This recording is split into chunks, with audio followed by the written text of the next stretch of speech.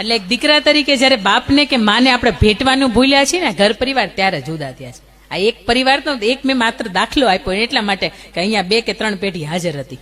આપણે પણ છેલ્લી વખત ક્યારે ભેટા છે ને આપણને યાદ નથી.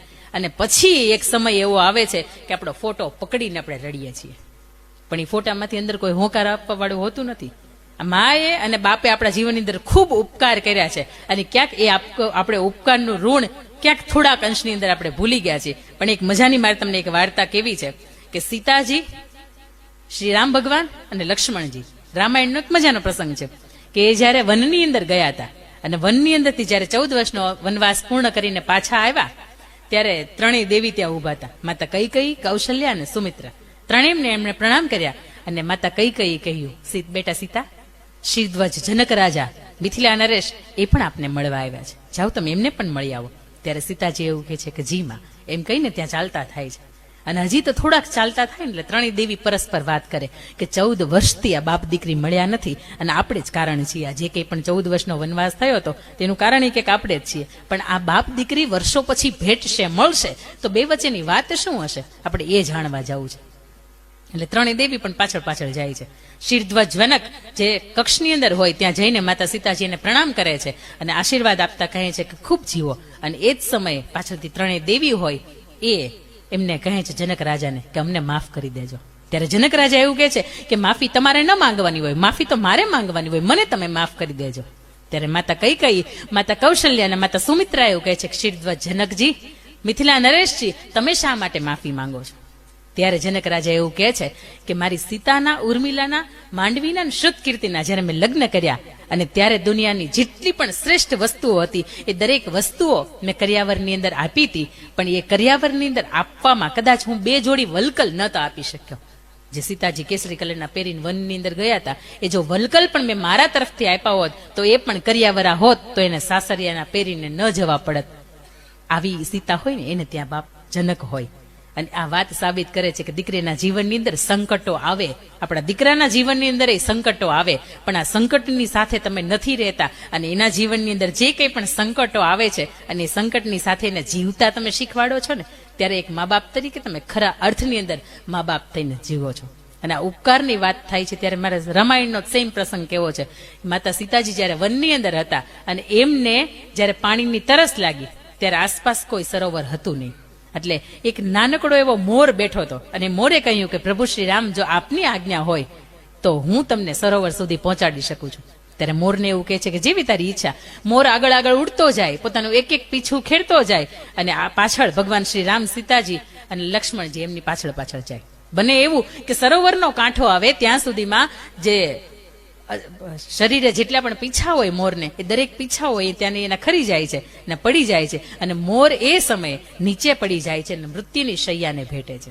અને એને પ્રભુ શ્રી રામ એવું કહે છે કે અરે મોર, તે એક ગ્લાસ પાણી માટે તે તારું જીવન છે આખું સમર્પિત કરી દીધું. ત્યારે મોર એવું કહે છે આખી જિંદગી કોઈ સત્કાર્ય નતો કરી શક્યો, પણ છેલ્લે ભગવાન તમારા માટેનું એક મેં ક્ષણિક કામ કર્યું અને મારો જીવ એમાં ગયો તો હું એવું માનું છું કે મારું આ આખું છે ને એ આખે આખું ફળી ગયું છે.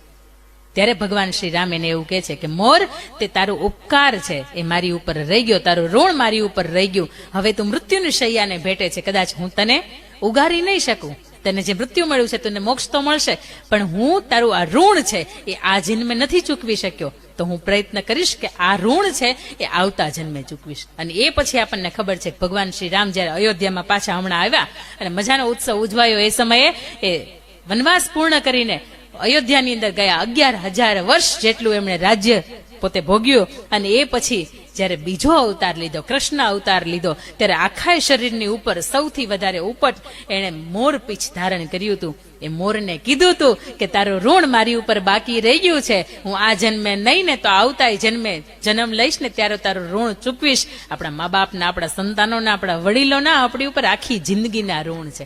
અને આ ઋણ કદાચ આપણી ચામડી છે ને એના ચપ્પલ પહેરાવીએ અને એના ચપ્પલ બનાવીને મા બાપને પહેરાવીએ ને તોય તે ઋણ ઉતરે એમ નથી.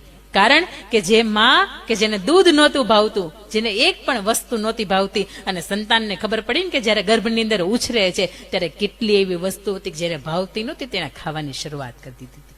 બાપને ખબર હતી કે હવે મારે આંગણે મારી એક નવી પેઢી આવે છે. બાપ કદાચ 8 કલાક કામ કરતા હતા ને તો ન્યાય 12 થી 13 કલાક કામ કરતી હતી, એટલા માટે કે ભવિષ્યમાં ખર્ચો લાગશે. આવા મા બાપ હતા, આપણે આવા વડીલો હતા, અને ક્યાંક આપણે એનું ઉપકારનું ઋણ આપણે ચૂકવ્યા છીએ. કદાચ જીવતે હજી થોડુંક ઋણ બાકી રહી ગયું હશે મા બાપનું, એટલે એમ થયું હજી આજે ભાવેશભાઈને કે મારી માતાને પાછળ, એમના નામની પાછળ એક મજાનું આવું ગામ માટે, વતનના ઋણ માટે કોઈ કામ કરવું છે. આ ઉપકાર છે ને, આ એના માટેના જે કંઈ પણ કામ થઈ રહ્યા છે એના માટેના કામ થયા છે.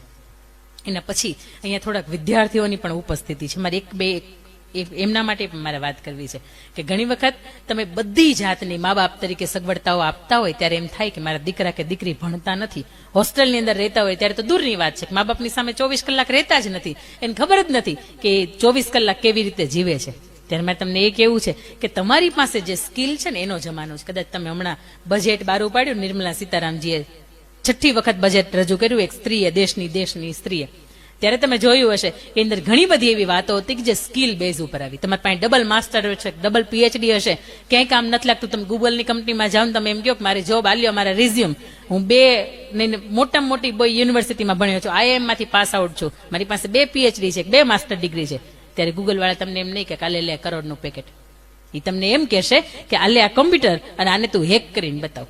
તમારી પાસે જે સ્કિલ છે ખરા અર્થની અંદર અત્યારે એનો જમાનો. તમને ખ્યાલ હશે ધોરણ 10 ની અંદર સચિન તેંડુલકર ફેલ થયા હતા. કદાચ નહીં ખ્યાલ હોય તો હું તમને કહી દઉં, ધોરણ 10 નાપાસ સચિન તેંડુલકર, જેને આપણે ગોડ ઓફ ક્રિકેટ તરીકે ઓળખીએ છીએ, ધોરણ 10 ની અંદર ફેલ છે. તેમ છતાંય તે એના શરીરની અંદર એક જ શબ્દ જીવતો તો ક્રિકેટ. હું કોઈ પણ સંજોગોની અંદર આ ક્રિકેટની અંદર એટલી બધી પ્રગતિ કરીશ, ભલે ને ભણવામાં ઠોઠ છું, પણ એક તો મારી પાસે સ્કિલ એવી છે કે જેની અંદર હું વિશ્વ વિખ્યાત બની શકું છું. અને એ ધોરણ 10 ની અંદર ફેલ હતા, અને આજે મહારાષ્ટ્રની ગવર્મેન્ટ ધોરણ 10 ની અંદર પહેલું જ ચેપ્ટર છે એ સચિનનું ભણાવે છે. એ વાત સાબિત કરે છે કે તમારી પાસે અમુક સ્કિલ એવી છે કે જેને માત્ર તમે મોજ મજામાં કે 5 મિત્રો કે 10 મિત્રોની સાથે નહીં કાઢી નાખો. અને એક દીકરીની મજાની વાત કેવી છે, ઘણી દીકરીઓ માટે આપણે ખૂબ સગવડતાઓ આપતા હોય, અને એમાં જયારે 10મામાં અને 12મામાં હોય ને ત્યારે આપણે કોઈક મહેમાન આવ્યો હોય ને બાજુના ઘરે ટ્રાન્સફર કરી દઈએ, આપણી ઘરે એને ન લાવતા હોય. એટલા માટે કે 10મું ને 12મું છે ને તો એ ડિસ્ટર્બ ન થાય, અથવા તો કોલેજના અમુક મહત્વના વર્ષ હશે ને તો એ ડિસ્ટર્બ ન થાય. પણ મારે તામિલનાડુની નાગરત્ના દીકરીને યાદ કરવી છે. આ દીકરી એટલે એવી દીકરી કે એના મમ્મી ભીખ માંગવાનું કામ કરે, એના પપ્પા ડ્રિંક કરવાનું કામ કરે, અને એ સમાજની અંદર, એ વાતાવરણની અંદર, એ રોડની વચ્ચે ઉછરે છે. ત્યારે દીકરી એની માતાને સવાલ પૂછે છે, હે માં, આખી જિંદગી આપણે આવી જ જીવવાની છે? ત્યારે એની માતા એવું કહે છે કે નહીં બેટા, જે શિક્ષણ છે ને એની પાસે પાવર છે. અભણ ભીખ માંગતી માં એવું કહે છે કે બેટા તું ભણીશ ને તો ખૂબ આગળ વધીશ, તું તારા માટે નહીં આ સમાજ માટે ને રાષ્ટ્ર માટે કોઈ કલ્યાણનું કામ કરીશ. અને ત્યારે એ દીકરી નક્કી કરે છે કોઈ પણ સંજોગોની અંદર મારે ભણવું છે અને ખૂબ ભણવું છે. એ દીકરી સોમથી ને શુક્રવાર સુધી ભણવા જાય છે, શનિવાર સુધી ભણવા જાય છે, શનિવારે અડધો દિવસ અને રવિવારે ભીખ માંગવાનું કામ કરે એના મમ્મીની સાથે. આ સ્ટ્રીટ લાઇટ હોય એની અંદર વાંચે, દીવો હોય એની અંદર વાંચે, અને ધોરણ 10 ની અંદર તામિલનાડુની અંદર SSC બોર્ડ પ્રથમ આવે છે ને એ દીકરી કોઈની ના નાગરત્ના આવે છે. અને જયારે એનો ઇન્ટરવ્યુ લેવામાં આવે ને પૂછવામાં આવે કે બેટા તું કેવી રીતે આગળ આવી, ત્યારે એવું કહે છે કે મારી મમ્મી ભીખ માંગવાનું કામ કરે, મારા પપ્પા ડ્રિંક કરવાનું કામ કરે, મેં વિચાર્યું કે મારા મા બાપ એનું જીવન નથી ઉજાળી શકતા, હું તો મારું જીવન બદલી શકું છું. એટલે ઘણી વખત આપણે મા બાપ તરફથી બહુ બધા બાળકોને પ્રોટેક્શન ને કમ્ફર્ટ ઝોન તૈયાર કરી દઈએ છીએ, ત્યારે આપણે નથી વિચારતા આવડું નાનકડું એવું છોડ છે ને એને તમે જયારે સૂર્યપ્રકાશની ના દુનિયાની વચ્ચે નવે તોફાનોની વચ્ચે મૂકો ને ત્યારે એનામાં ઉછરવાની તાકાત છે, પણ એને તમે સતત કમ્ફર્ટ ઝોનની વચ્ચે રાખશો એ નહીં ઉછરી શકે. આ નાળિયેરી બનાવીએ છીએ ને તો એને તડકામાં આ દુનિયાની વચ્ચે ખુલ્લું રાખવું પડશે. એટલે દરેક અહીંયા મા બાપ બેઠા હોય એને વિનંતી કે તમારા દીકરા માટે એટલું બધું પણ એક સરસ મજાનું કવર તૈયાર ન કરો કે એની જાતે કંઈ કરે નહીં. અને એમાં તે થોડુંક 2-5 વર્ષનું હોય પડી ગયો હોય તો વળી માને એમ થાય કરું મારો દીકરો પડી ગયો, કેમ જાણ પડ્યા જ ન હોય, અને પડી જવાથી કેમ જાણ ઓલા જેમ ભૂમિ 2 ફૂટ અંદર વહી જતી હોય, એને પડવા દો ને, થોડાક ગોઠણ છોલાવા દો, જેમ આપણે છોલાણ હતા એ તઈ મજબૂત બનશે. અત્યારે હાલતા તાવ આવી જાય છે ને ત્યારે તમે જોવો ને તો ચિલ્ડ્રન હોસ્પિટલ ત્યારે નાકે ખુલી ગઈ. ડોક્ટરનો વિરોધ નથી હોય, વળી ડોક્ટર વળી એમ સાંભળશે તેમ કે છે અંકિતાબેન તો આપણો વિરોધ કરે. નાના બાળકોનું જે અત્યારે દવાખાના ખુલ્યા છે ને એનું કારણ એ છે કે આપણે એને ક્યારે ધૂળમાં રમવા જ નથી દીધા. દુનિયાના કોઈ પણ ખૂણે તમે જાઓ, પણ જયારે તમે ધૂળથી જોડાયેલા રહ્યો ને ત્યારે વિશ્વના કોઈ પણ રોગ હોય ને તમારાથી 2 ફૂટ તો દૂર રહે જ. પણ એથી વિશેષ મારે તમને આગળ વાત કરવી છે કે જયારે શિક્ષણ આપવાની વાત થતી હોય, બાળકને સંસ્કાર આપવાની વાત થતી હોય, ત્યારે એના જીવનના 2 ભાગ પડે. એક 80% સંસ્કાર બાળકને પોતાના સંતાનોને ઘર પરિવાર તરફથી મળે, અને બાકીના 20% સંસ્કાર હોય ને ઈ આખી જિંદગી બાળક કોની સાથે રહે છે, કેવા વાતાવરણની અંદર રહે છે, કોઈ શાળાકીય સંસ્થા હોય, કેટલું ભણે છે, એની પાસેથી મળે. પણ સૌથી વધારે સંસ્કાર જો એને મળતા હોય તો એ માતાની પાસેથી મળતા હોય. માતા ઈ છે તો 100 શિક્ષકોની ગરજ સારી શકે, પણ માતા મોબાઈલ મૂકે તો. માતા બપોર વચ્ચે ને સાંજે આવતી જે પેલી અનુપમા ને, હું નથી જોતી હો, નામથી જ ખબર છે ખાલી, સાડી પહેરીને આવે ને આપણને એમ લાગે બિચારી, કાંઈ બિચારી નથી. ઈ જે રોવા છે ને એના પૈસા લઈને આપણે પાછા એ રોતી જોઈને આપણે રોવા મળીએ. આપણે એટલે જ ભોળા પાછા. પણ આ બધી વસ્તુ મૂકી દઈએ ને થોડીક કંઈક બાળ ઘડતરની અંદર સમય આપીએ તો બની શકે કે આપણા એવા ઇતિહાસની અંદર આપણું સંતાન, આપણા દીકરા મોટા થઈને કે દીકરી મોટી થઈને આપણા નામ મા બાપ તરીકેના સંતાનની અંદર એટલા બધા ઉજ્જવળ કરતા જાય કે આપણના જે દીકરાના દીકરા જે 7 પેઢીઓ હોય ને તો એ કોક યાદ રાખે. કદાચ બિપિનભાઈ મેં વાત કરી હતી એમ કે તમે ધારગણી ગામનું નામ સાંભળ્યું હશે અને રાજભા ગઢવીની પાસેથી તમે એક તોરી રામપર ને ધારગણીની કથા સાંભળી હશે. પણ જયારે રાજભાઈ ગઢવીએ વાત કરી અને ત્યારે મને મંચ ઉપર બોલાવી હતી ત્યારે મેં એવું કીધું હતું કે ભવાન દાદાને તમે જે વાત કરો છો ને એની 6ઠ્ઠી પેઢીનું વારસદાર. ત્યારે મને રાજભાઈ ગઢવીએ એવું કીધું હતું 6ઠ્ઠી પેઢી તરીકે ગર્વ તો છે પણ 6ઠ્ઠી પેઢીનું નામ આવડે છે. એટલે મેં ત્યારે એવું કીધું હતું કે ભવાન દાદાની જે તમે વાત કરી એનો દીકરો 2 વર્ષનો હતો નરસિંહભાઈ, એનો દીકરા રણછોડભાઈ, એના દીકરા છગનભાઈ, એના દીકરા રાજેશભાઈ અને એની દીકરી હું અને મારી નાની 2 ઢીંગલીઓ મારી હારે છે ને એ 2, એટલે 7મી પેઢી થઈ ગઈ.